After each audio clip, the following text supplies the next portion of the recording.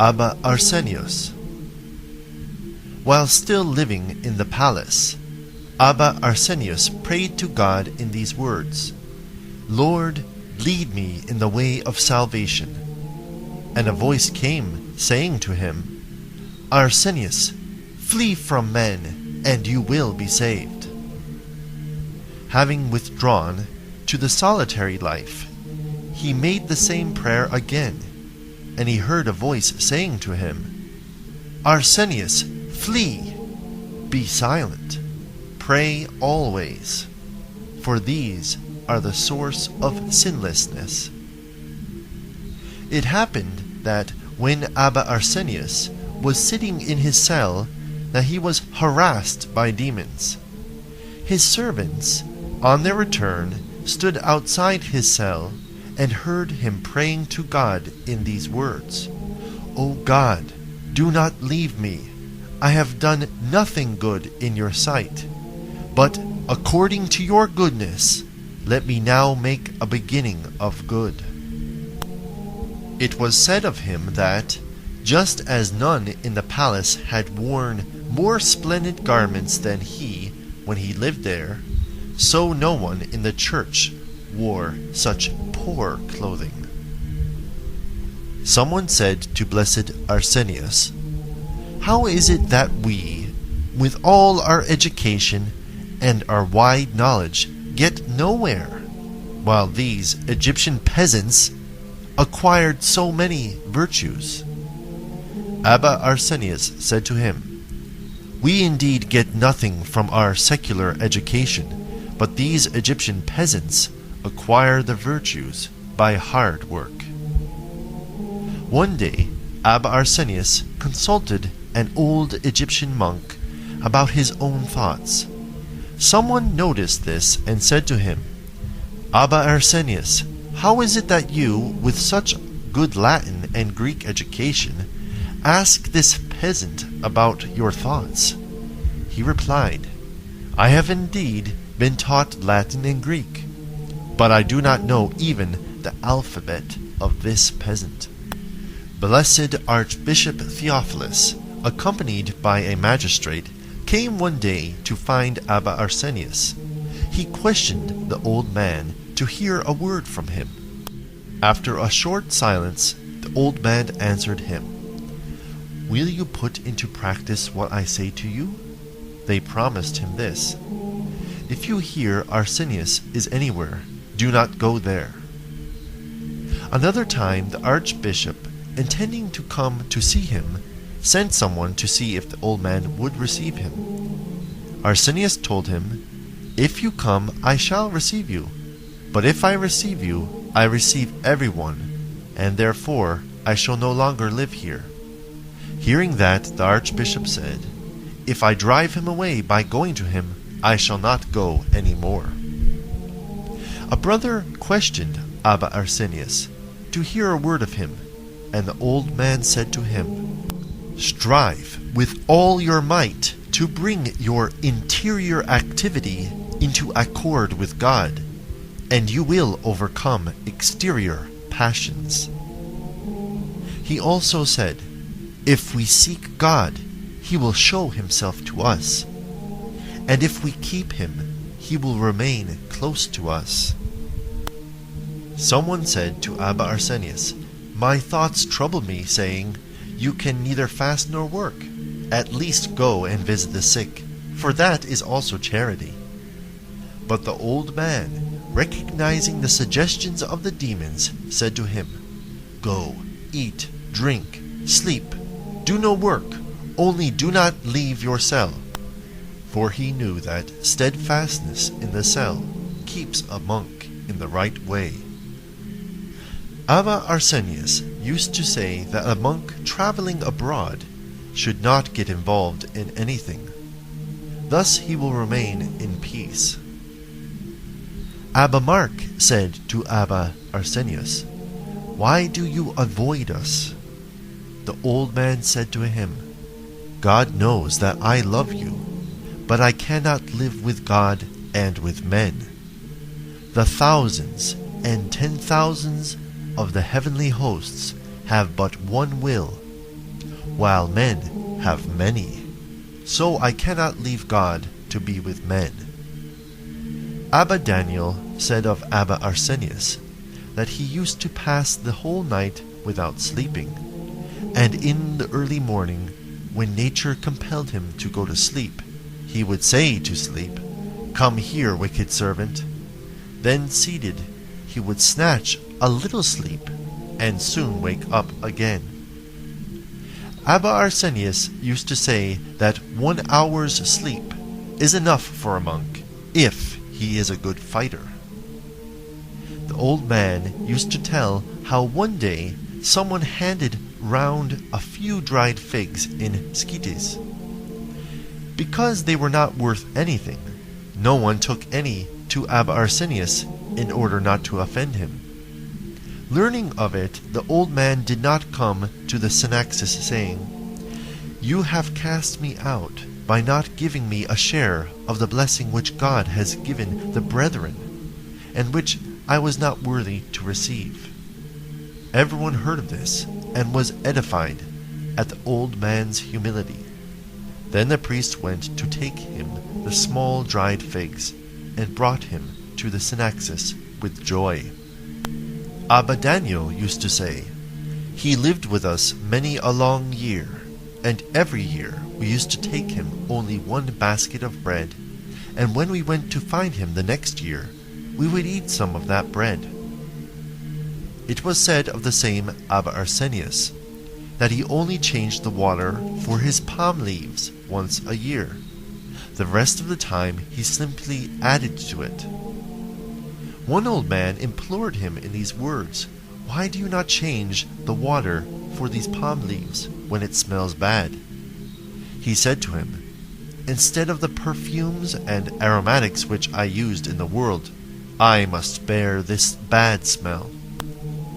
Abba Daniel used to tell how when Abba Arsenius learned that all the varieties of fruit were ripe, he would say, "Bring me some." He would taste a very little of each, just once, giving thanks to God.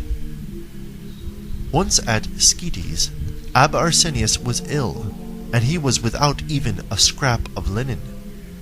As he had nothing with which to buy any, he received some through another's charity, and he said, "I give you thanks, Lord, for having considered me worthy to receive this charity in your name." It was said of him that his cell was 32 miles away, and that he did not readily leave it, that in fact others did his errands. When Skytis was destroyed, he left weeping and said, "The world has lost Rome, and the monks have lost Skytis." Abba Mark asked Abba Arsenius, "Is it good to have nothing extra in the cell? I know a brother who had some vegetables, and he has pulled them up." Abba Arsenius replied, "Undoubtedly that is good, but it must be done according to a man's capacity, for if he does not have the strength for such a practice, he will soon plant others." Abba Daniel, the disciple of Abba Arsenius, related this. "One day I found myself close to Abba Alexander, and he was full of sorrow. He lay down and stared up into the air because of his sorrow. Now it happened that the blessed Arsenius came to speak with him, and saw him lying down. During their conversation he said to him, 'And who was the layman who I saw here?' Abba Alexander said, 'Where did you see him?' He said, 'As I was coming down the mountain, I cast my eyes in this direction towards the cave, and I saw a man stretched full length, looking up into the air.' So Abba Alexander did penance, saying, 'Forgive me, it was I. I was overcome by sorrow.' The old man said to him, 'Well now, so it was you? Good. I thought it was a layman, and that was why I asked you.' Another time, Abba Arsenius said to Abba Alexander, 'When you have cut your palm leaves, come and eat with me. But if visitors come, eat with them.' Now Abba Alexander worked slowly and carefully. When the time came, he had not finished the palm leaves, and wishing to follow the old man's instructions, he waited until he had finished them. When Abba Arsenius saw that he was late, he ate, thinking that he had had guests. But Abba Alexander, when at last he had finished, came away. And the old man said to him, "Have you had visitors?" "No," he said. "Then why did you not come?" The other replied, "You told me to come when I had cut the palm leaves, and following your instructions I did not come, because I had not finished." The old man marveled at his exactitude, and said to him, "Break your fast at once, so as to celebrate the Synaxis untroubled, and drink some water, otherwise your body will soon suffer." One day Abba Arsenius came to a place where there was reeds blowing in the wind. The old man said to the brothers, "What is this movement?" They said, "Some reeds." Then the old man said to them, "When one who is living in silent prayer hears the song of a little sparrow, his heart no longer experiences the same peace. How much worse it is when you hear the movement of those reeds." Abba Daniel said that some brothers, proposing to go to the Thebaid to find some flax, said, "Let us also take the opportunity to see Abba Arsenius." So Abba Alexander came to tell the old man, "Some brothers who have come from Alexandria wish to see you." The old man answered, "Ask them why they have come." Having learned that they were going to the Thebaid to look for flax, he reported this to the old man, who said, "They will certainly not see the face of Arsenius, for they have not come on my account, but because of their work. Make them rest, and send them away in peace, and tell them the old man cannot receive them." A brother came to the cell of Abba Arsenius at Skytis. Waiting outside the door, he saw the old man entirely like a flame. The brother was worthy of this sight. When he knocked, the old man came out, and saw the brother marveling. He said to him, "Have you been knocking long? Did you see anything here?" The other answered, "No." So then he talked with him, and sent him away. When Abba Arsenius was living at Canopus, a very rich and God-fearing virgin of senatorial rank came from Rome to see him.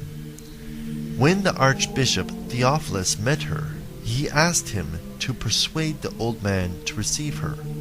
So he went to ask him to do so in these words, "A certain person of senatorial rank has come from Rome and wishes to see you." The old man refused to meet her, but when the Archbishop told the young girl this, she ordered the beast of burden to be saddled anyways. "I trust in God that I shall see him, for it is not a man who I have come to see, there are plenty of those in our town, but a prophet." When she had reached the old man's cell, by a dispensation of God, he was outside it. Seeing him, she threw herself at his feet. Outraged, he lifted her up again, and said, looking steadfastly at her, "If you must see my face, here it is, look." She was covered with shame. It did not look at his face. Then the old man said to her, "Have you not heard tell of my way of life? It ought to be respected. How dare you make such a journey? Do you not realize you are a woman and cannot go just anywhere? Or is it so that on returning to Rome you can say to other women, 'I have seen Arsenius'? Then they will turn the sea into a thoroughfare with women coming to see me." She said, "May it please the Lord, I shall not let anyone come here, but pray for me and remember me always." But he answered her, "I pray to God, remove remembrance of you from my heart." Overcome at hearing these words, she withdrew. When she had returned to the town, in her grief she fell ill with a fever. and blessed Archbishop Theophilus was informed that she was ill. He came to see her and asked her to tell him what was the matter. She said to him, "If only I had not gone there! For I asked the old man to remember me. He said to me, 'I pray God to take the remembrance of you from my heart.' So now I am dying of grief." The archbishop said to her, "Do you not realize that you are a woman, and that it is through women that the enemy wars against the saints?" That is the explanation of the old man's words. But as for your soul, he will pray for it continually. At this, her spirit was healed, and she returned home joyfully. Abba David related this about Abba Arsenius. One day, a magistrate came, bringing him the will of a senator, a member of his family who had left him a very large inheritance. Arsenius took it and was about to destroy it. But the magistrate threw himself at his feet, saying, "I beg you, do not destroy it, or they will cut off my head." Abba Arsenius said to him, "But I was dead long before the senator who has just died," and he returned the will to him without accepting anything. It was also said of him that on Saturday evenings, preparing for the glory of Sunday, he would turn his back on the sun and stretch out his hands in prayer towards the heavens, till once again the sun shone on his face. Then he would sit down. It was said of Abba Arsenius and Abba Theodore of Ferme that, more than any of the others, they hated the esteem of other men. Abba Arsenius would not readily meet people, while Abba Theodore was like steel when he met anyone. In the days when Abba Arsenius was living in Lower Egypt, he was continually interrupted there, and he judged it right to leave his cell. Without taking anything with him, he went to his disciples at Pharan, Alexander, and Zeolus. He said to Alexander, "Get up and get into the boat," which he did. And he said to Zeolus, "Come with me as far as the river, and find me a boat which will take me to Alexandria. Then embark, so as to rejoin your brother." Zeolus was troubled by these words, and he said nothing. So they parted company. The old man went down to the regions of Alexandria, where he fell seriously ill. His disciples said to each other, "Perhaps one of us has annoyed the old man, and that is the reason why he has gone away from us." But they found nothing with which to reproach themselves, nor any disobedience. Once he was better, the old man said, "I will return to my fathers." Going upstream again, he came to Petra, where his disciples were. While he was close to the river, a little Ethiopian slave girl came and touched his sheepskin. The old man rebuked her, and she replied, "If you are a monk, go to the mountain." Alexander and Zeolus met him there. Then, when they threw themselves at his feet, the old man fell down with them also, and they wept together. The old man said to them, "Did you not hear that I was ill?" They answered, "Yes." "Then," he continued, "why did you not come to see me?" Abba Alexander said, "Your going from us has not been good for us, and many have not been edified by it, saying, 'If they had not disobeyed the old man, he would not have left them.'" Abba Arsenius said, "On the other hand, they will now be saying, 'The dove, not finding anywhere to rest, returned to Noah in the ark.'" So they were comforted, and he remained with them till his death. Abba David said, "Abba Arsenius told us the following, as though it referred to someone else, but in fact it referred to himself.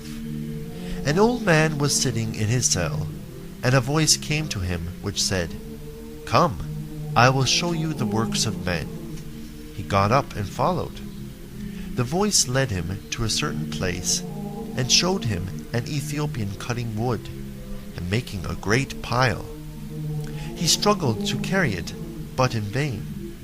But instead of taking some off, he cut more wood, which he added to the pile. He did this for a long time. Going on a little further, the old man was shown a man standing on the shore of a lake, drawing up water and pouring it into a broken receptacle, so that the water ran back into the lake. Then the voice said to the old man, "Come, I will show you something else." And he saw a temple, and two men on horseback, opposite one another, carrying a piece of wood crosswise. They wanted to go in through the door, but could not because they held their piece of wood crosswise. Neither of them would draw back before the other, so as to carry the wood straight. So they remained outside the door. The voice said to the old man, "These men carry the yoke of righteousness with pride, and do not humble themselves so as to correct themselves and walk in the humble way of Christ. So they remain outside the kingdom of God. The man cutting the wood is he who lives in many sins, and instead of repenting, he adds more faults to his sins. He who draws the water is he who does good deeds, but mixes bad ones with them. He spoils even his good works. So everyone must be watchful of his actions, lest he labor in vain." The same Abba told of some fathers who came one day from Alexandria to see Abba Arsenius. Amongst them was the aged Timothy, Archbishop of Alexandria, surnamed the Poor, and he refused to see them, for fear others would come and trouble him. In those days he was living in Petra of Troy. So they went back again, feeling annoyed. Now there was a barbarian invasion, and the old man went to live in Lower Egypt. Having heard this, they came to see him again, and he received them with joy. The brother who was with them said to him, "Abba, don't you know that we came to see you at Troy, and you did not receive us?" The old man said to him, "You have eaten bread and drunk water, but truly, my son, I tasted neither bread nor water, nor did I sit down until I thought you had reached home, to punish myself because you had been wearied through me. But forgive me, my brothers." So they went away consoled. The same Abba said, "One day Abba Arsenius called me and said, 'Be a comfort to your father, so that when he goes to the Lord, he may pray for you, that the Lord may be good to you in your turn.'" It was said of Abba Arsenius that once when he was ill at Scetes, the priest came to take him to church and put him on a bed with a small pillow under his head. Now behold, an old man who was coming to see him saw him lying on a bed and with a little pillow under his head, and he was shocked and said, "Is this really Abba Arsenius, this man lying down like this?" Then the priest took him aside and said to him, "In the village where you lived, what was your trade?" "I was a shepherd," he replied. "And how do you live?" "I had a very hard life." Then the priest said, "And how do you live in your cell now?" The other replied, "I am more comfortable." Then he said to him, "Do you see this Abba Arsenius? When he was in the world, he was the father of the emperor, surrounded by thousands of slaves, with golden girdles, all wearing colors of gold and garments of silk. Beneath him were spread rich coverings. While you were in the world as a shepherd, you did not enjoy even the comforts you now have. But he no longer enjoys the delicate life he led in the world. So you are comforted, while he is afflicted." At these words the old man was filled with compunction, and prostrated himself, saying, "Father, forgive me, for I have sinned." Truly, the way this man follows is the way of truth, for it leads to humility, while mine leads to comfort." So the old man withdrew, edified. A father went to see Abba Arsenius. When he knocked at the door, the old man opened it, thinking that it was his servant. But when he saw that it was someone else, he fell down on his face to the ground. The other said to him, "Get up, father, so that I may greet you." The old man replied, "I shall not get up till you have gone." And in spite of much pleading, he did not get up until the other had gone away. It was told of a brother who came to see Abba Arsenius at Scetis that, when he came to church, he asked the clergy if he could visit Abba Arsenius. They said to him, "Brother, have a little refreshment, and then go and see him." "I shall not eat anything," said he, "till I have met him." So, because Arsenius's cell was far away, they sent a brother with him. Having knocked on the door, they entered, greeted the old man, and sat down without saying anything. Then the brother from the church said, "I will leave you. Pray for me." Now the visiting brother, not feeling at ease with the old man, said, "I'll come with you." And they went away together. Then the visitor asked, "Take me to Abba Moses, who used to be a robber." When they arrived, the Abba welcomed them joyfully, and then took leave of them with delight. The brother who had brought the other one said to his companion, "See, I have taken you to the foreigner and to the Egyptian. Which one of the two do you prefer?" "As for me," he replied, "I prefer the Egyptian." Now a father who heard this prayed to God, saying, "Lord, explain this matter to me. For thy name's sake, the one flees from men, and the other, for thy name's sake, receives them with open arms." Then 2 large boats were shown to him on a river, and he saw Abba Arsenius and the Spirit of God sailing in the one, in perfect peace, and in the other was Abba Moses with the angels of God, and they were all eating honey cakes. Abba Daniel said, "At the point of death, Abba Arsenius sent us this message: Do not trouble to make offerings for me, for truly I have made an offering for myself, and I shall find it again." When Abba Arsenius was at the point of death, his disciples were troubled. He said to them, "The time has not yet come.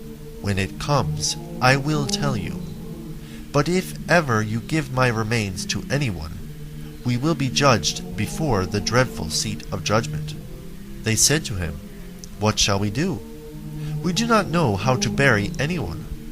The old man said to them, "Don't you know how to tie a rope to my feet and drag me to the mountain?" The old man used to say to himself, "Arsenius, why have you left the world? I have often repented of having spoken, but never of having been silent." When his death drew near, the brethren saw him weeping, and they said to him, "Truly, Father, are you also afraid?" "Indeed," he answered them, "the fear which is mine at this hour has been with me ever since I became a monk." Upon this he fell asleep. It was said of him that he had a hollow in his chest, channeled out by the tears which fell from his eyes all his life, while he sat at his manual work. When Abba Pimin learned that he was dead, he said, weeping, "Truly you are blessed, Abba Arsenius, for you wept for yourself in this world. He who does not weep for himself here below will weep eternally hereafter. So it is impossible not to weep, either voluntarily or when compelled through suffering." Abba Daniel used to say this about him. He never wanted to reply to a question concerning the Scriptures, though he could well have done so had he wished. just as he never readily wrote a letter. When, from time to time, he came to church, he would sit behind a pillar, so that no one should see his face, and so that he himself would not notice others.